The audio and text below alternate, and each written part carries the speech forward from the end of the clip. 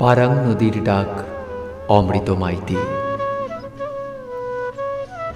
তোমার ছেলে ডাক্তার হতে চেয়েছিল, চেয়েছিল ইঞ্জিনিয়ার হতে, একটা বাগান বাড়ি আর গাড়ি চেয়েছিল।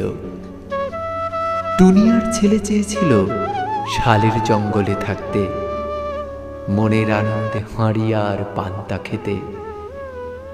চাঁদনি রাতে মাদল বাজাতে চেয়েছিল পারাং নদীর তীরে। কেন যে ডাক্তার ইঞ্জিনিয়ার হতে চাইনি আমি বুঝতে পারিনি। শাল পাতা কুড়িয়ে থালাবাটি তৈরি করে, স্টিলের থালা দেখলে চোখ লাল করে, রেগে গড়গড় করে, থো থো করে থুতু ফেলে চলে যায়। সিধু কানু বিরসা ব্রিজে দাঁড়িয়ে বলে, তোদের কে বলেছে আমরা বড়লোক হব? আমরা শাল মহুয়ার জঙ্গলে বেশ আছি, আমরা অনেক বড় মানুষ হব।